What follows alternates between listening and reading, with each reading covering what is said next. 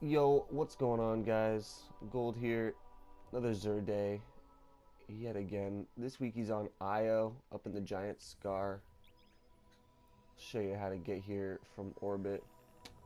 He's got some really good stuff this week, stuff that I don't have yet. So I'm thinking I'm gonna be spending a lot of shards this week. I don't even want to look at my character. I just opened my menu accidentally, and still sad about doing all those new monarchy packages and not getting the full set. So I'm just gonna ignore that. I'm just not even gonna look and remind myself of that fact. A lot of good stuff this week. A lot of stuff I haven't been lucky enough to get dropped yet. So I'll show you where to go. Look at some of these options. Once you load into Giant Sky, you just hop on your Sparrow, come on through here, and there'll probably be a bunch of people over here when you load in too, but you know, come in, be in this cave. XUR is in the back. Hello. The Nine show you these. Take a look at what he's got this week. For the weapon, he's got the Risk Runner. Most people are going to have this already. You get it as part of doing the story, but if you don't, this is definitely one of the best exotic weapons in the game right now. You play against any sort of fallen enemies, and they just do all kinds of arc damage, and you're just basically going to be at full ammo all the time. Watching some people stack this with the Devour perk on the Voidwalker tree, and you can basically keep Devour up all the time, full health all the time. This gun definitely very, very helpful for a lot of those types of encounters.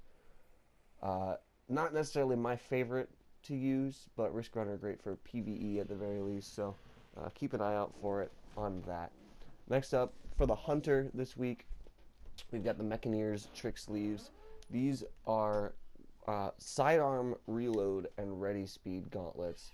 So that's what you're going to be getting from these cool looking exotic too, but mostly useful if you are a sidearm user. I myself am not, but anyone who goes into the Crucible or into Trials knows that sidearms are very, very popular right now. So anyone who does use sidearms, these are definitely going to be the exotic for you.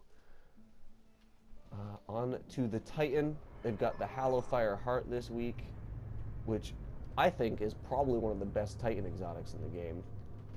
It gives you Simmering Flames from Destiny 1, basically. They're now calling it Sunfire Furnace. Greatly improves the recharge rate of your solar abilities while Hammer of Soul is charged. So basically, when you have your super, if you hold on to it, you're going to be able to throw grenades, throw your melees out, and use your class ability very, very frequently. This is one of my favorite perk setups from Destiny 1, as you're able to go through some nightfalls, some activities, and really never stop throwing grenades. And that, to me, is just super, super fun. So, Hallowfire Heart going to be picked up by me this week on my Titan for sure. I definitely recommend you do the same. But last but not least, Transversive Steps for the Warlock. This is a remake, actually, of a Destiny 1 exotic. Back in D1, you gained more crouch movement speed, and now they've made it so that you're slightly faster while you're sprinting, and your energy weapons are going to be reloaded while you're sprinting. This is another good one. Not necessarily a great exotic, but one that does give you that extra little bit of utility, especially in Crucible, giving you that extra movement speed, and just having your weapons ready and reloaded that much more frequently can be very, very useful. But I'd say the big takeaways from this week are going to be Hallowfire Heart, which, as I said, I haven't seen yet.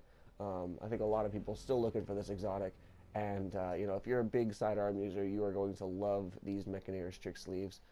Aside from that, everything is kind of a take it or leave it here this week from XUR. But with that, thank you guys for coming out, and I'll see you next week.